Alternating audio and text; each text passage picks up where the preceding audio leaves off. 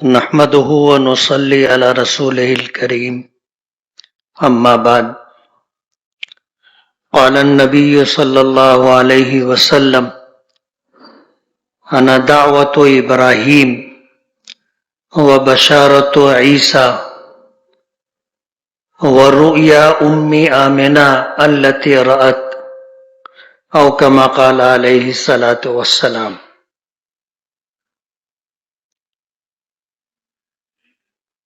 Stage پہ تشریف فرما علماء کرام،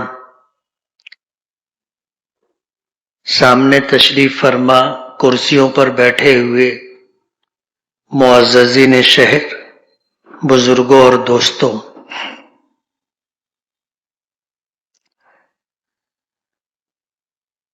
کائنات انسانی کی سب سے بڑی رحمت جو اللہ پاک کی طرف سے انسانوں کو ملی ہے وہ سرکار دو عالم صلی اللہ علیہ وسلم کی ذات گرامی۔ اللہ پاک نے خود ارشاد فرمایا وَمَا أَرْسَلْنَاكَ إِلَّا رَحْمَةً لِلْعَالَمِينَ، کہ ہم نے آپ کو تمام عالموں کے لیے رحمت بنا کر کے بھیجا ہے۔ عالم 5 ہے۔ ایک عالم ارواح، جہاں اللہ پاک نے تمام روحوں کو پیدا فرما کر کے اکٹھا رکھا ہے۔ ہماری روحیں بھی وہی تھی۔ جب اللہ پاک نے اس دنیا میں ہمیں پیدا کرنا چاہا تو عالم ارواح سے روح کو ماں کے پیٹ میں منتقل کیا اور پھر ہم اس دنیا میں آئے۔ علماء نے لکھا ہے کہ عالم ارواح میں جن روحوں کا آمنا سامنا ہوا، ملاقات ہوئی، ان کی ہی اس دنیا میں ملاقات ہوگی اور آمنا سامنا ہوگا اور بات چیت ہوگی، اور عالم ارواح میں جن روحوں کا آمنا سامنا نہیں ہوا اس دنیا میں ان کی بھی ملاقات نہیں ہوگی۔ وہ پہلا عالم ہے عالم ارواح۔ دوسرا عالم ہے ماں کا پیٹ۔ تیسرا عالم ہے یہ دنیا جس میں ہم اور آپ ابھی ہیں۔ چوتھا عالم ہے عالم برزخ، مرنے کے بعد سے لے کر کے قیامت تک کا زمانہ، عالم برزخ۔ پانچواں عالم ہے عالم آخرت، جہاں قیامت کے بعد جب دوبارہ سور پھونکا جائے گا تو سارے انسان، ساری مخلوقات زندہ کی جائے گی۔ عالم آخرت میں میدان محشر میں سب جمع ہوں گے، حساب و کتاب ہوگا، جنتی جنت میں جائیں گے، جہنمی جہنم میں جائیں گے۔ انسان و جنات کے علاوہ جتنی مخلوقات ہوگی سب کو مٹی بنا دیا جائے گا۔ یہ 5 عالم ہے۔ نبی کریم صلی اللہ علیہ وسلم کو اللہ رب العالمین نے تمام عالموں کے لیے رحمت بنا کر کے بھیجا ہے، اور کائنات کی سب سے بڑی رحمت نبی کریم صلی اللہ علیہ وسلم کی ذات گرامی۔ آج کا یہ دن جو گزر گیا 12 ربیع الاول، مشہور ہے کہ یہ نبی کریم صلی اللہ علیہ وسلم کا یوم پیدائش ہے۔ آپ کی پیدائش کے سلسلے میں یہ بات طے ہے کہ پیر کے دن آپ کی ولادت باسعادت ہوئی تھی۔ عیسوی تاریخ کے اعتبار سے 20 اپریل 571 عیسوی بروز پیر آپ کی پیدائش ہوئی تھی۔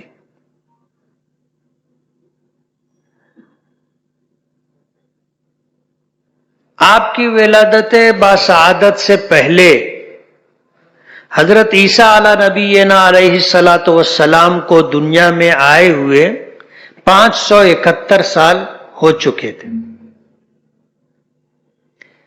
اور حضرت عیسیٰ علیہ الصلاۃ والسلام کی تاریخ ولادت سے یہ سن عیسوی چلتا ہے، تو 20 اپریل 571 عیسوی آپ کی تاریخ پیدائش ہے۔ اور خود نبی کریم صلی اللہ علیہ وسلم نے فرمایا انا ولدت یوم الاثنین، کہ میں پیر کے دن پیدا ہوا۔ اب تاریخ کے ماہرین اور محققین جب آپ کی ولادت باسعادت کو لے کر کے آج کے دن سے، آج کی تاریخ سے پیچھے جاتے ہیں تو 20 اپریل 571 عیسوی 9 ربیع الاول کو پڑتی ہے۔ 12 ربیع الاول کو پیر کا دن نہیں آتا، پیر کا دن آپ کا یوم پیدائش ہے، یہ طے ہے، اس لیے کہ خود حضور نے فرمایا کہ میری پیدائش پیر کے دن ہوئی، تو 12 ربیع الاول پیر کے دن نہیں تھا۔ محققین اور تاریخ کے ماہرین کہتے ہیں کہ 9 ربیع الاول آپ کی تاریخ پیدائش ہے، اور 9 ربیع الاول جس سال حضور پیدا ہوئے تھے پیر کے دن تھا، مشہور 12 ربیع الاول ہے۔ یہی وجہ ہے کہ آپ کی تاریخ پیدائش میں اختلاف ہے، کسی نے کہا 8 ربیع الاول، کسی نے کہا 9 ربیع الاول، کسی نے کہا 12 ربیع الاول، اور شیعہ حضرات کے نزدیک 17 ربیع الاول حضور پاک صلی اللہ علیہ وسلم کی پیدائش کا دن۔ آپ دیکھنا ابھی 17 ربیع الاول آئے گا تو وہ لوگ بھی یوم پیدائش مناتے ہیں، لیکن آپ کی تاریخ وفات پر اتفاق ہے کہ آپ پیر کے دن اس دنیا سے تشریف لے گئے، اور وہ 12 ربیع الاول کا دن، تاریخ 12 ربیع الاول تھی۔ جب آپ پیدا ہوئے تھے اس وقت تو دنیا آپ کو نہیں جانتی تھی، اگرچہ آپ کے متعلق ماضی میں جو آسمانی کتابیں تھیں اس میں تذکرہ موجود تھا۔ یہی وجہ ہے کہ ان کتابوں کے عالم اس بات کو جانتے تھے کہ نبی آخر الزماں آنے والے ہیں، اور ان کی علامات، ان کی پہچان، نشانیاں کیا کیا ہوں گی، ان کو پتا تھا، لیکن عام لوگ نہیں جانتے تھے۔ لیکن جب آپ دنیا سے تشریف لے گئے تو لاکھوں لوگ آپ کو جانتے تھے، لاکھوں انسانوں کو پتا تھا، اس لیے آپ کا تاریخ وفات طے 12 ربیع الاول پیر کا دن۔ یہی وجہ ہم لوگ بچپن سے سنتے آتے تھے، عید میلاد النبی نہیں، 12 وفات، آپ کو بھی یاد ہوگا کہ لوگوں میں یہی مشہور تھا، 12 وفات۔ عید میلاد النبی بعد میں ہم نے سننا شروع کیا، یعنی ہم نے اپنے بچپن سے جو سنا تھا وہ 12 وفات سنا تھا۔ اللہ کی کیا حکمت و مصلحت ہے، اللہ بہتر جانتا ہے۔ نبی کریم صلی اللہ علیہ وسلم کی تشریف آوری سے متعلق کتابوں میں تذکرہ تھا، اسی لیے نبی کریم صلی اللہ علیہ وسلم نے جو فرمایا، مستدرک حاکم کی روایت ہے جس کو میں نے پڑھا کہ حضور نے فرمایا انا دعوت ابراہیم، کہ میں اپنے جد امجد حضرت ابراہیم علی نبینا علیہ الصلاۃ والسلام کی دعا ہوں، وہ بشارت عیسیٰ، اور حضرت عیسیٰ علیہ الصلاۃ والسلام کی بشارت اور خوشخبری ہوں، اور ان دونوں چیزوں کا تذکرہ قرآن کریم میں ہے۔ حضرت ابراہیم علیہ السلام نے اللہ کے حکم پر جب بیت اللہ کی تعمیر کی تھی اور مددگار کے طور پر حضرت اسماعیل علیہ السلام آپ کے ساتھ تھے، بیت اللہ کی تعمیر ہوئی، تعمیر ہونے پر اللہ پاک کی طرف سے آپ کو نوازا گیا۔ دنیا کا ضابطہ ہے، جب کوئی مزدور مزدوری کرتا ہے، کوئی کام کرنے والا اپنا کام کرتا ہے تو اس کو اس کے کام کا صلہ، اس کی مزدوری دی جاتی۔ حضرت ابراہیم علیہ السلام نے جب بیت اللہ کی تعمیر کی اللہ کے حکم پر، اللہ پاک نے حضرت ابراہیم علیہ السلام سے فرمایا کہ ابراہیم مانگو، کیا چاہتے ہو مانگو۔ حضرت ابراہیم علیہ السلام نے مال و منال نہیں مانگا، دنیا نہیں مانگی، فضل و کمال نہیں مانگا۔ ابراہیم علیہ السلام نے اللہ پاک سے وہ مانگا جو اللہ کے خزانے میں بھی ایک ہی تھا۔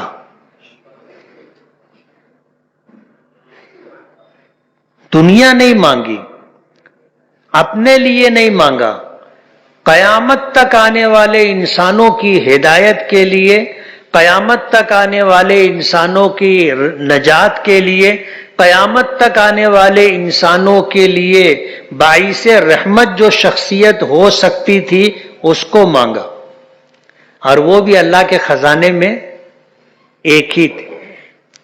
اس کا تذکرہ سورہ بقرہ میں ہے۔ ربنا وابعث فیہم رسولا منہم یتلو علیہم آیاتک ویزکیہم ویعلمہم الکتاب والحکمہ۔ اللہ تعالیٰ سے مانگا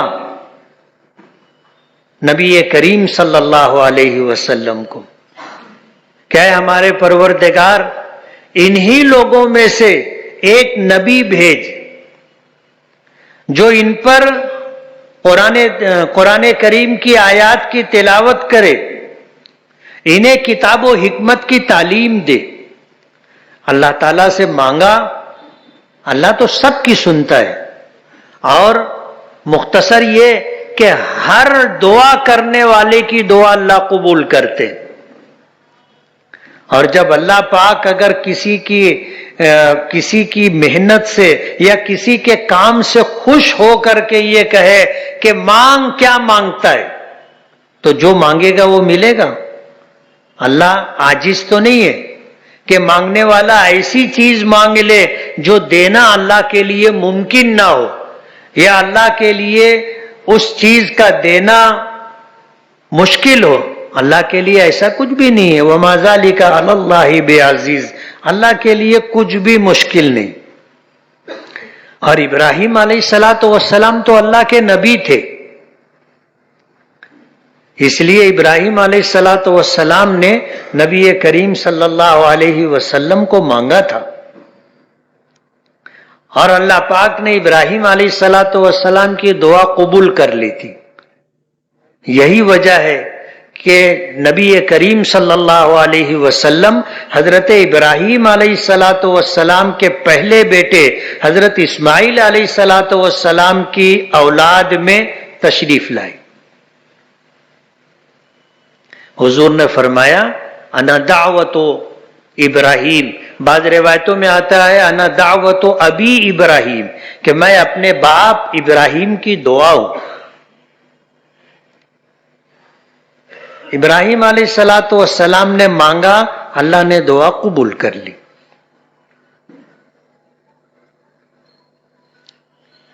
ابراہیم علیہ السلام نے اپنے لیے نہیں مانگا تھا، ہمارے لیے مانگا تھا۔ ہم خوش نصیب ہیں کہ ہمیں اللہ پاک نے اپنے محبوب نبی کا امتی بنایا ہے۔ آپ کا امتی ہونا انبیاء کرام علیہم الصلاۃ والسلام کی آرزو اور تمنا تھی. ہم نے کتابوں میں پڑھا کہ انبیاء کرام علیہم الصلاۃ والسلام نے دعا کی تھی کہ ہمیں آخری نبی کا امتی بنایا جائے. حالانکہ اللہ نے ان کو مقام نبوت عطا کیا تھا، اور انسانوں کے لیے اس دنیا میں سب سے بڑا مرتبہ و مقام نبوت ہے جو اللہ نے ان کو دیا تھا. لیکن اس مقام و مرتبہ کے ملنے کے بعد بھی ان کی آرزو اور تمنا تھی نبی کریم صلی اللہ علیہ وسلم کے امتی ہونے کی. ہمیں تو بغیر مانگے اللہ نے اپنے محبوب نبی کا امتی بنا دیا، اور یہ بہت بڑا مقام ہے. آج ہمیں اس کا احساس نہیں ہے. کل میدان محشر میں جب نبی کریم صلی اللہ علیہ وسلم کی چل رہی ہوگی، یعنی اللہ اپنے محبوب نبی کی ہر ادا، ہر مطالبے کو منظور کر رہا ہوگا، اور آپ کو اللہ پاک وہ مقام دے گا جس کی آپ شفاعت کر دیں گے، اللہ اس کو بخش دے گا. تب لوگوں کو سمجھ میں آئے گا کہ حضور کے امتی ہونا کتنا بلند تر مقام. آج ہمیں احساس نہیں. آج تو ہمارے اعمال ایسے ہیں کہ ہم اپنے نبی کی رسوائی کا سبب بن رہے ہیں. ابھی مولانا شفیق فلاحی صاحب نے علامہ اقبال کے تعلق سے جو بات کہی کہ اگر اللہ مجھے میرا حساب لینا ہو اور سزا دینا ہو تو از نگاہ مصطفیٰ پینہا بگیر، کہ مجھے نبی کریم صلی اللہ علیہ وسلم کی نگاہوں سے چھپا کر کے حساب لینا اور سزا دینا. میرا نبی اور میرا رسول مجھے نہ دیکھے اس حال میں کہ میں نے تیری نافرمانی کی اور آج مجھے سزا مل رہی.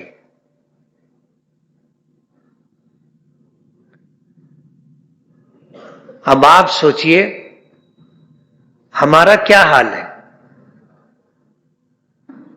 آج تو ہم اپنے نبی کی رسوائی کا سبب ہے.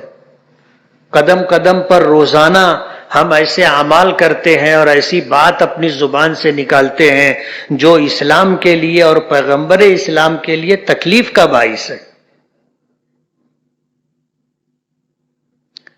تو حضرت ابراہیم علیہ السلام نے نبی کریم صلی اللہ علیہ وسلم کو اللہ سے مانگا تھا اور اللہ نے عطا کیا. انبیاء کرام تو 1,24,000 کم و بیش آئے، لیکن حضرت ابراہیم علیہ السلام نے جب بیت اللہ کی تعمیر کی اور اللہ پاک نے کہا کہ مانگ ابراہیم کیا مانگتا ہے، تو ابراہیم علیہ السلام نے محمد الرسول اللہ صلی اللہ علیہ وسلم کو مانگا. وہ بشارت عیسیٰ، آپ فرماتے ہیں کہ میں حضرت عیسیٰ علیہ السلام کی بشارت ہوں. حضرت عیسیٰ علیہ السلام نے خوشخبری دی تھی آخری نبی کے آنے کی. وَمُبَشِّرًا بِرَسُولٍ بَعْدِي مِن بَعْدِ اسْمُهُ احمد، سورہ صف کی غالباً 6 نمبر کی آیت ہے. حضرت عیسیٰ علیہ السلام نے حضور پاک صلی اللہ علیہ وسلم کی تشریف آوری کی خوشخبری سنائی تھی. وہ بشارت عیسیٰ، حضرت عیسیٰ علیہ السلام کی خوشخبری ہوں، بشارت ہوں. وَرُؤْيَا أُمِّ آمنہ الَّتِي رَأَتْ، اور اپنی ماں حضرت آمنہ رضی اللہ تعالی عنہا کا خواب ہوں.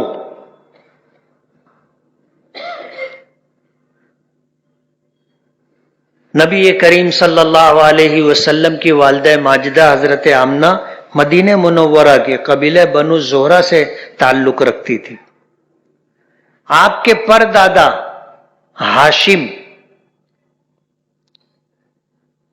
انہوں نے نکاح کیا تھا سلمہ نامی ایک خاتون سے جو مدینے کی رہنے والی تھی، جن کا قبیلہ بنو نجار تھا. اور اتفاق کہیے کہ جب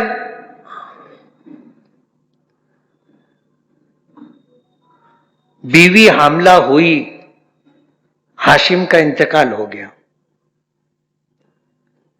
ان کی بیوی مدینہ چلی گئی، وہیں پر ولادت ہوئی، بچے کی پیدائش ہوئی، اور جو بچہ پیدا ہوا اس کا نام شیبہ پڑا. وجہ اس کی یہ تھے کہ بچہ پیدا ہوا، اس کے سر کے کچھ بال سفید تھے. حالانکہ بچے جب پیدا ہوتے ہیں تو کسی کا بال سفید نہیں ہوتا. جب لمبی عمر ہوتی ہے اور پھر آدمی بڑھاپے کی طرف بڑھتا ہے تو بال سفید ہوتے، لیکن اس بچے کے سر کے کچھ بال سفید تھے تو لوگوں نے شیبہ کہنا شروع کر دیا اور وہی ان کا نام پڑ گیا.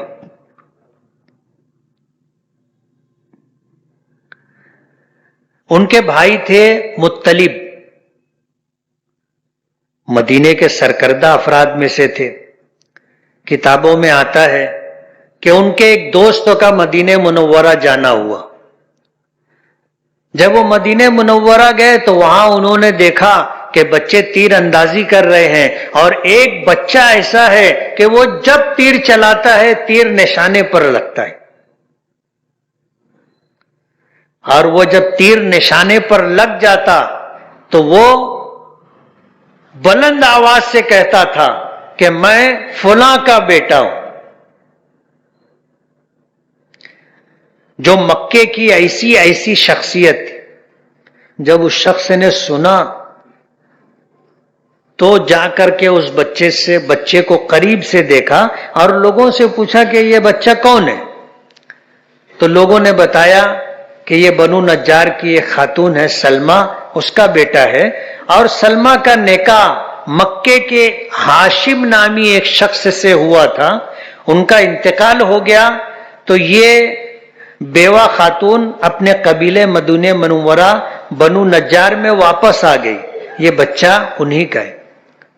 اور اس وقت شیبہ کی حالت بڑی خستہ تھی. جو بچے یتیم ہوتے ہیں ظاہر بات ہے ان کے سر پر باپ کا سایہ نہیں ہوتا، تو ان بچوں کے متعلق سماج کا کیا رویہ ہوتا ہے آپ کو پتہ ہے. اور وہ زمانہ تو زمانہ جاہلیت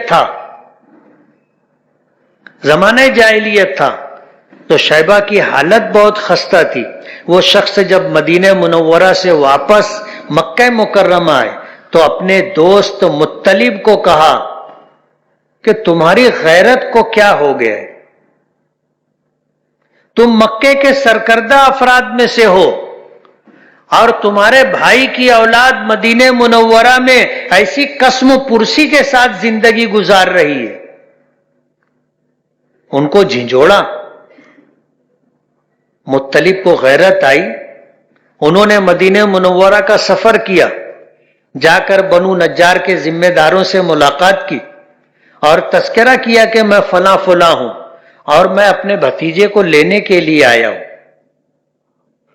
قبیلے کے لوگوں نے مشورہ کیا بچے کی ماں سے، قبیلے کے ذمہ داروں سے، اور یہ ہوا کہ یہ بچہ یتیم ہے، اس کے سر پر کوئی ہاتھ رکھنے والا نہیں ہے، باپ کا انتقال ہو گیا ہے، بہتر ہوگا کہ یہ بچہ مطلب کو دے دیا جائے. مدینہ منورہ سے لے کر کے مطلب شیبہ کو لے کر کے مکہ مکرمہ آئے، اور جب مکہ مکرمہ میں داخل ہوئے تو اونٹ پر ان کو ساتھ میں بٹھایا ہوا تھا. اس بچے کو اونٹ پر بیٹھا ہوا دیکھ کر لوگوں نے ہاں کہا عبد المطلب، یعنی مطلب کا غلام. لوگوں نے یہ سمجھا کہ مطلب کوئی غلام خرید کر کے لے کر کے آئے، تو ان کا نام پڑ گیا عبد المطلب. یہ تھے نبی کریم صلی اللہ علیہ وسلم کے دادا.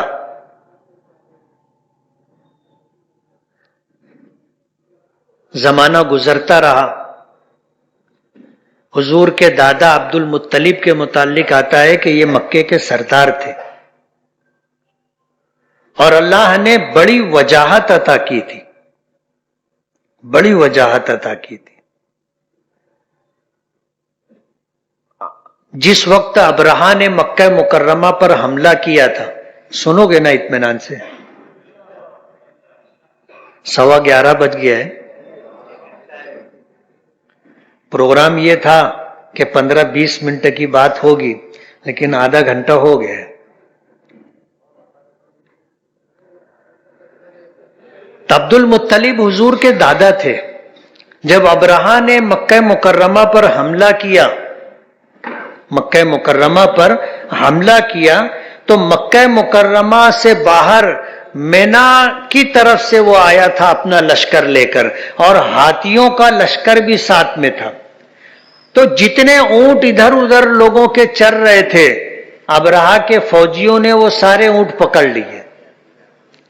عبد المطلب کو جب خبر ملی کہ میرے سارے اونٹ بھی پکڑ لیے گئے ہیں، تو وہ ابرہہ کے لشکر میں پہنچے۔ اللہ نے ایسی وجاہت دی تھی اور ایسی خوبصورتی دی تھی اور ایسا قد و قامت دیا تھا کہ آدمی دیکھتا تھا ہیبت کھا جاتا تھا۔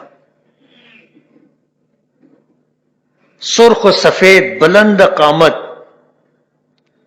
زبردست ڈیل ڈول والے۔ جب ابرہہ کے لشکر میں پہنچے تو ابرہہ بھی دیکھ کر ہیبت کھا گیا۔ اس نے بلایا، اپنے ساتھ تخت پر بازو میں بٹھایا، پہلو میں بٹھایا، اور پھر پوچھا کہو کیا بات ہے۔ عبد المطلب نے کہا کہ میں عبد المطلب ہوں اور میں اس لیے آیا ہوں کہ آپ کے فوجیوں نے میرے اونٹ پکڑ لیے، میں اپنے اونٹ لینے کے لیے آیا ہوں۔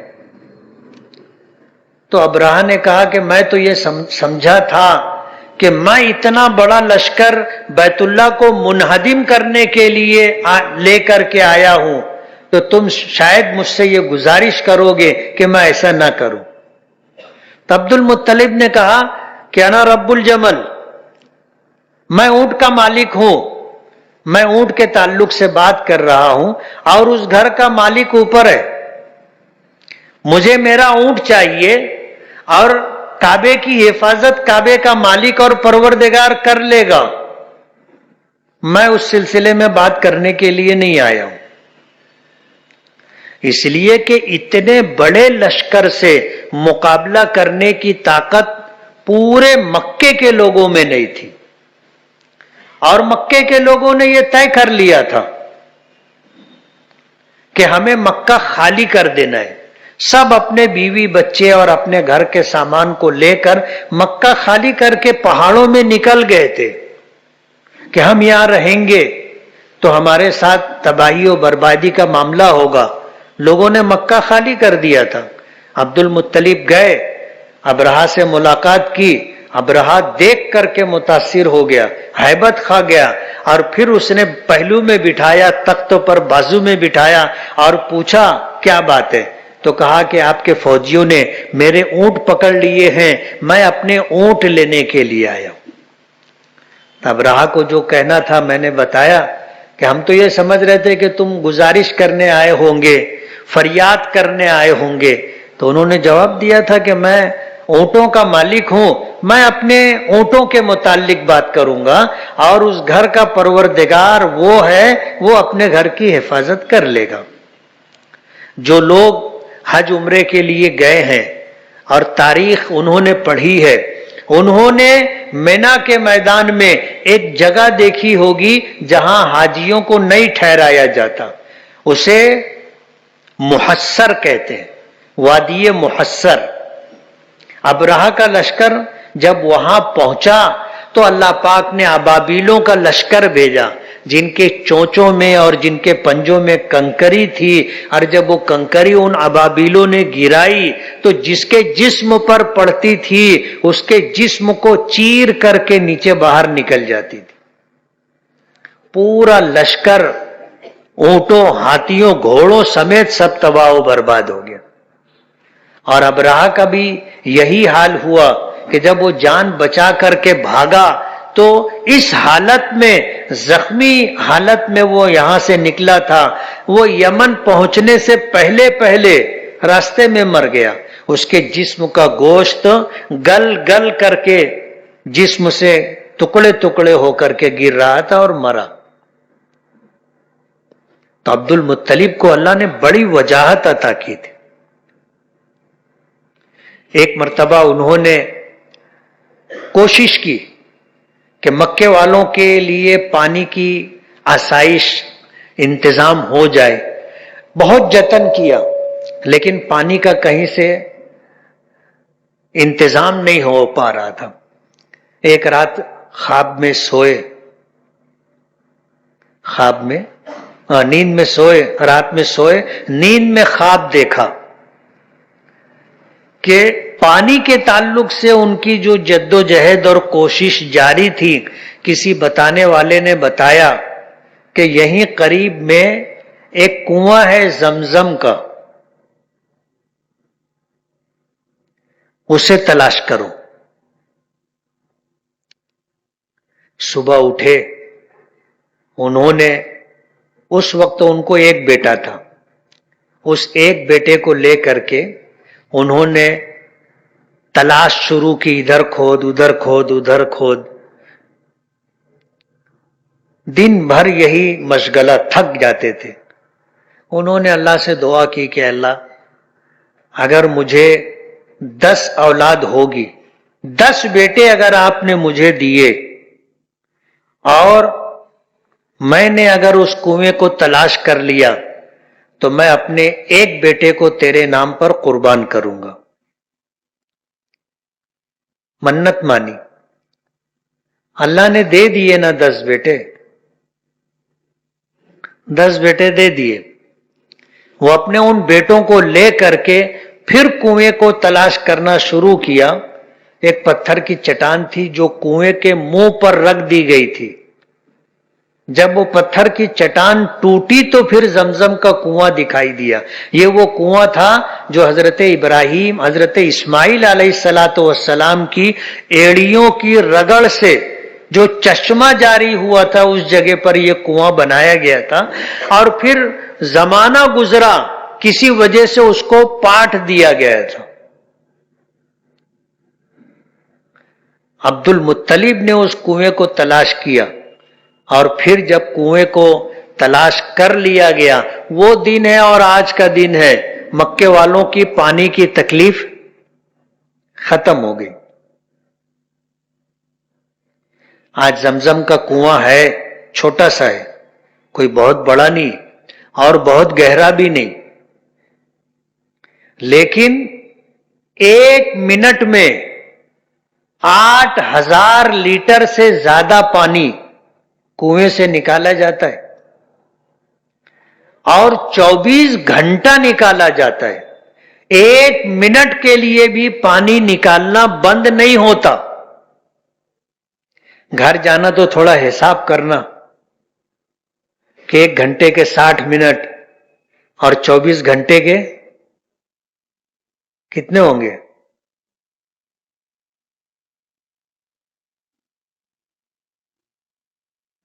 ارے حساب آتا کہ نہیں آتا؟ گھر جا کے حساب کر لینا. 24 گھنٹے میں کتنے لاکھ لیٹر پانی نکالا جاتا ہے. اور ایسا نہیں ہے کہ ایک دن نکالے دوسرے دن بند، 24 گھنٹہ موٹر پانی واٹر پمپ چلتا رہتا ہے اور 1 منٹ میں 8,000 لیٹر سے زیادہ زمزم اس کنویں سے نکالا جاتا ہے. اور وہ دن ہے اور آج کا دن ہے، زمزم کا کنواں خشک نہیں ہوا. میں نے الحمدللہ دیکھا ہے بہت قریب سے، کنویں کی ایسے منڈیر پہ ہاتھ رکھ کر کے ایسے جھانک کر کے دیکھا ہے. پانی ایسے لرزتا ہوا دکھتا ہے لیکن نیچے نہیں ہوتا. پانی کی سطح جہاں رہتی ہے وہیں رہتی ہے.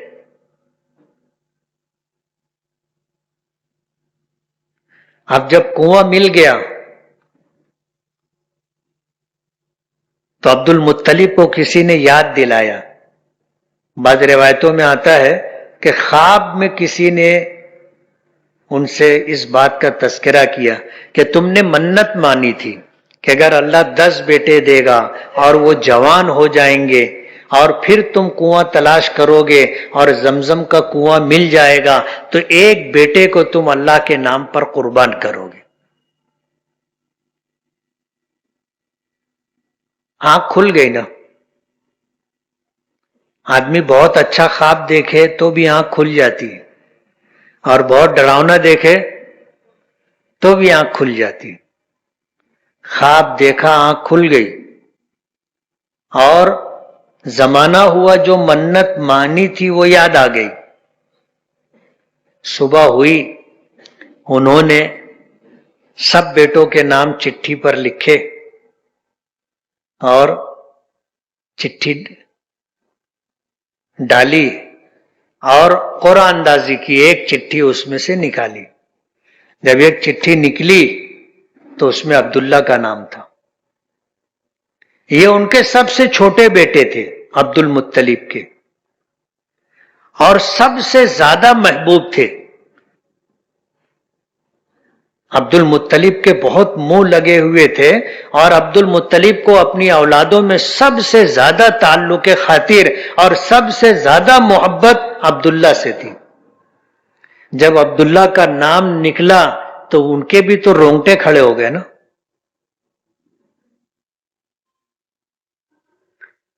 تیاری کر لی کہ میں اللہ کے نام پر عبداللہ کو ذبح کروں گا.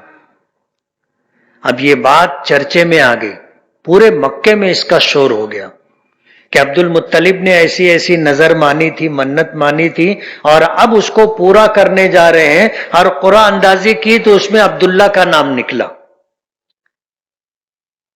عبداللہ کے ننیال کے لوگ آ گئے, بولے ہم لوگ ذبح نہیں ہونے دیں گے. عبد المطلب نے کہا کہ میں اپنی منت پوری کروں گا. اور عبداللہ کے ماموں اور ننیال کے لوگ کہنے لگے ہم نہیں کرنے دیں گے. مکے کے دوسرے سردار بھی آ گئے اور آ کر کے انہوں نے کہا کہ عبد المطلب ایسا نہیں ہوگا. مکے کے لوگ مخالفت میں کھڑے ہو گئے. عبد المطلب اڑ گئے کہ نہیں, میں اپنی منت پوری کروں گا. اب کیا ہوگا؟ کسی نے مشورہ دیا کہ فلاں قبیلے میں ایک کاہنہ ہے, اس سے چل کے مشورہ کرتے.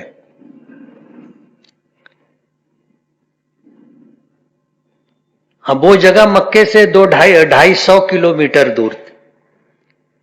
یہ مکے کے ذمہ دار عبد المطلب اور دیگر سب لوگ وہاں پہنچے اور اس کاہنہ کے پاس گئے اور جا کر کے اس سے اس بات کا تذکرہ کیا. تو اس نے پوچھا کہ تمہارے یہاں ایک آدمی کی دیت کیا ہوتی ہے؟ تو بولے 10 اونٹ. بولے ٹھیک ہے, عبداللہ کا نام ایک چٹھی پر لکھو, دوسری چٹھی پر 10 اونٹ, دونوں چٹھی ڈالو, پھر چٹھی نکالو. اگر عبداللہ کا نام والی چٹھی نکلے تو دوسری چٹھی 10 اونٹ بڑھا کر کے 20 اونٹ والی چٹھی اور عبداللہ کی چٹھی ساتھ میں ڈالو, پھر نکالو. اگر عبداللہ کے نام کی چٹھی نکلی تو پھر 30 اونٹ والی چٹھی بناؤ اور ایسے ہر مرتبہ 10 اونٹ بڑھاؤ, بڑھاتے بڑھاتے جب تک کہ اونٹ والی چٹھی نہ نکلے وہاں تک 10-10 اونٹ بڑھاتے رہو. اب پہلی مرتبہ چٹھی ڈالے, عبداللہ کا نام نکلا. 20 اونٹ کے ساتھ چٹھی ڈالے, عبداللہ کا نام نکلا. 30 اونٹ کے ساتھ چٹھی ڈالے, عبداللہ کا نام نکلا. 40, 50, 60, 70, 80, 90 عبداللہ کا نام نکلے. جب 100 اونٹ کی چٹھی اور عبداللہ کی چٹھی ڈالی گئی تو 100 اونٹ والی چٹھی نکلی. شور ہو گیا کہ چلو عبداللہ کی جان بچی. عبد المطلب نے کہا کہ نہیں, میں پھر چٹھی ڈالوں گا. پھر 100 اونٹ والی چٹھی اور عبداللہ والی چٹھی ڈالی گئی اور چٹھی نکالی گئی تو 100 اونٹ والی چٹھی پھر نکلی. عبد المطلب نے کہا کہ 2 مرتبہ نہیں 1 مرتبہ اور چٹھی ڈالوں گا. تیسری مرتبہ چٹھی ڈالی 100 اونٹ اور عبداللہ. پھر چٹھی نکالی تو پھر 100 اونٹوں والی چٹھی نکلی. تب جا کر کے عبد المطلب کو اطمینان ہوا اور آئے مکہ مکرمہ اور پھر اپنی منت پوری کرنے کے لیے 100 اونٹ قربان کیے. 100 اونٹ قربان کیے. علماء نے لکھا ہے ایک بڑی عجیب و غریب بات لکھی ہے. ان علماء کرام نے پڑھی ہوگی، شاید آپ کے لیے نئی ہو. جب حضرت ابراہیم علیہ السلام نے دعا مانگی، اللہ تعالیٰ سے مانگا، تو اللہ تعالیٰ نے جب دینے کا فیصلہ کیا تو پہلے امتحان لیا. ابراہیم علیہ السلام کا کیسے کیسے امتحان لیا گیا اور ان امتحانوں میں ابراہیم علیہ السلام نے کیسی کامیابی حاصل کی، اس کا تذکرہ قرآن کریم میں ہے، سورہ صافات میں. حضرت ابراہیم علیہ السلام نے اپنے بیٹے حضرت اسماعیل کے متعلق خواب دیکھا کہ ان کو ذبح کر رہا ہوں، تو اپنے بیٹے سے اس کا تذکرہ کیا کہ یا بنی انی اری فی المنام انی اذبحک فانظر ماذا تری، کہ بیٹے میں خواب دیکھا ہوں کہ میں تم کو اللہ کے لیے ذبح کر رہا ہوں، کیا کہتے ہو تم؟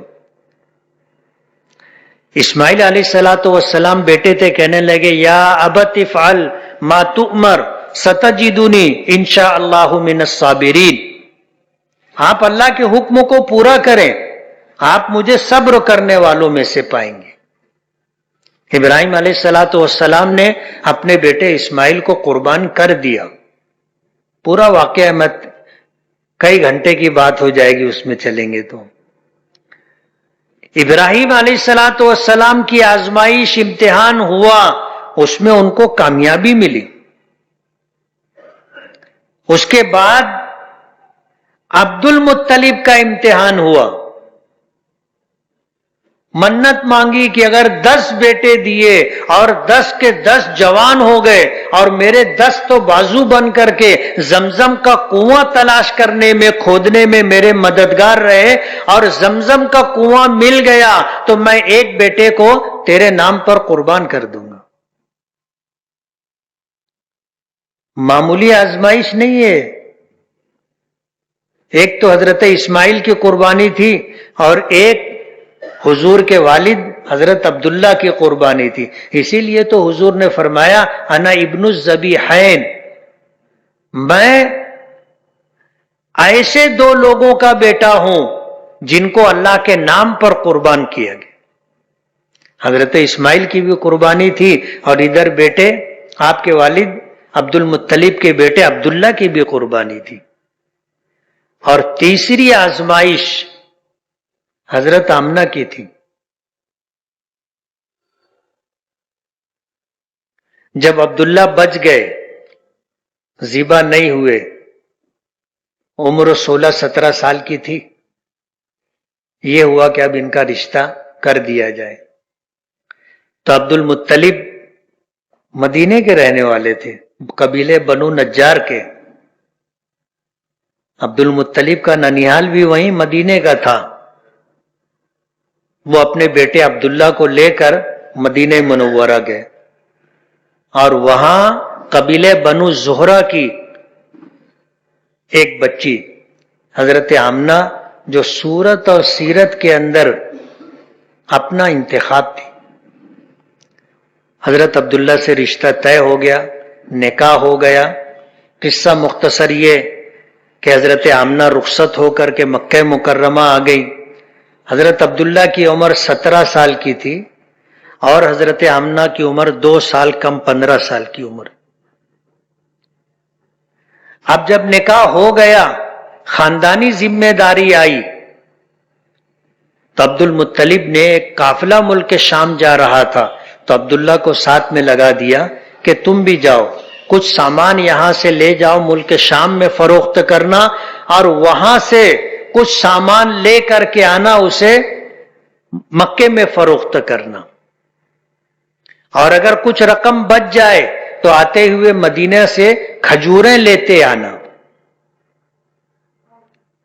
اب یہ ملک شام کے لیے حضرت عبداللہ نکلے، ملک شام گئے، تجارت کیے، سامان بیچا، وہاں سے سامان خریدا اور واپس آنے لگے۔ راستے میں مدینہ منورہ پہنچنے سے پہلے طبیعت خراب ہو گئی، تیز بخار اور مسلسل بخار رہا۔ مدینہ منورہ پہنچنے پر طبیعت اتنی خراب ہو گئی کہ سفر کرنے کے قابل نہیں رہے۔ جب مکہ سے ملک شام جانے لگے تھے تو حضرت آمنہ رضی اللہ تعالی عنہا امید سے تھی، نئی نئی شادی ہوئی تھی، اللہ کا اپنا ایک فیصلہ تھا، وہ نافذ ہو چکا تھا۔ حضرت آمنہ بڑے بوجھل دل کے ساتھ حضرت عبداللہ کو رخصت کرنے کے لیے دروازے پر آ کر کھڑی تھی۔ ان کو تسلی دیتے ہوئے حضرت عبداللہ نے کہا تھا کہ گھبراؤ مت، ہمت رکھو، میں جلدی ہی آ جاؤں گا، اور جب میں آؤں گا تو جس طرح ابھی تم مجھے رخصت کر رہی ہو دروازے پر کھڑے ہو کر کے، اسی طرح دروازے پر کھڑے ہو کر میرا استقبال بھی کرنا۔ تسلی دیتے ہوئے یہ بات کہی تھی۔ حضرت آمنہ نے وعدہ کیا تھا کہ ہاں، جب تم آؤ گے تو میں اسی طرح دروازے پر کھڑے ہو کر تمہارا استقبال کروں گی۔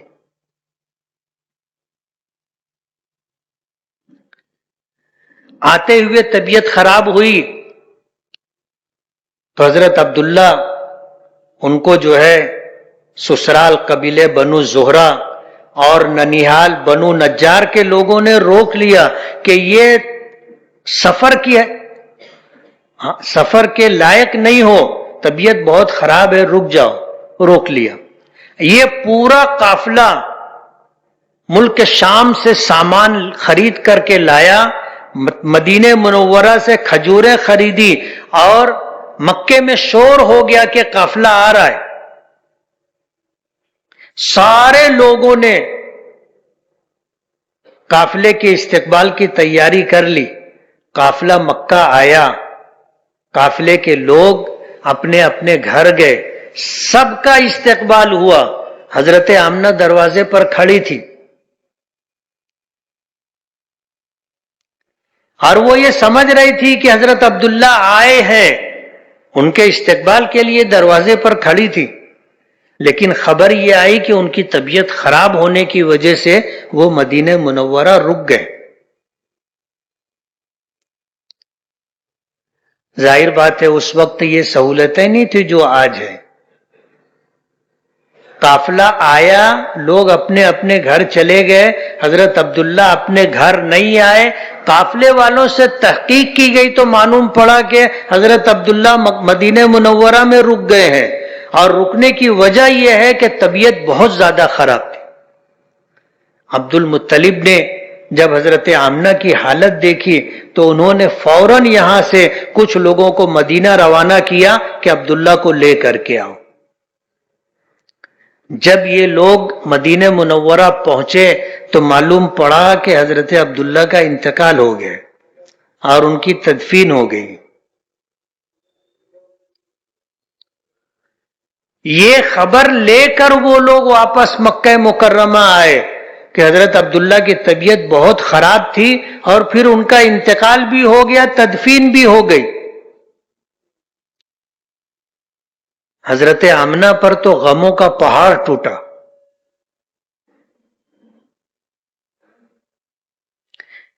کیا بیتی ہوگی ان کے دل پر وہی جانتی۔ حضور ماں کے شکم مبارک میں تھے، ابھی دنیا دیکھی بھی نہیں تھی، باپ کا سایہ اللہ نے اٹھا لیا۔ حضرت آمنہ کا ایسا امتحان ہوا، ظاہر بات ہے جب اللہ پاک نوازنا چاہتا ہے تو امتحان لیتا ہے، یہ دیکھتا ہے کہ ان میں کتنی قابلیت ہے، کتنی صلاحیت ہے، اور جب آزمائش میں کامیابی مل جاتی ہے تو پھر انعام بھی تو ویسے ہی بڑا ملتا ہے نا۔ کہ 3 لوگوں کو آزمایا گیا اور اس طرح آزمایا گیا، اور اس کے بعد اللہ نے پھر یہ انعام محمد الرسول اللہ صلی اللہ علیہ وسلم کی شکل میں عطا کیا۔ 3 لوگوں کا امتحان ہوا، آزمائش، اور بڑی آزمائش۔ حضور جب اپنی والدہ کے شکم مبارک میں تھے تو حضرت آمنہ خواب دیکھا کرتی تھی، اور خواب میں انہوں نے جو کچھ دیکھا اس کی تعبیر بھی تعبیر جاننے والوں نے بتائی۔ انہوں نے خواب دیکھا کہ میری گود سے ایک نور نکلا، روشنی پھوٹی، جس سے پورا عالم روشن ہو گیا، منور ہو گیا۔ تعبیر دینے والوں نے تعبیر دی کہ اولاد پیدا ہوگی، اور ایسی اولاد ہوگی جس کا نام پوری دنیا میں گونجے گا، اور جس کا نام پوری دنیا احترام کے ساتھ لے گی، اور جس کی وجہ سے اللہ پوری دنیا میں ہدایت کا نور عام کر دے گا۔ لوگوں نے تعبیر دی۔ حضور نے فرمایا انا رؤیا امی آمنہ التی رأت، کہ میں اپنی ماں آمنہ کا خواب ہوں جو انہوں نے دیکھا تھا۔ انا دعوت ابراہیم و بشارت عیسیٰ و رؤیا امی آمنہ التی رأت۔ حضور پاک صلی اللہ علیہ وسلم اس دنیا میں تشریف لائے۔ حضرت آمنہ نے اس دوران جب آپ شکم مبارک میں تھے عجیب و غریب خوابات دیکھے۔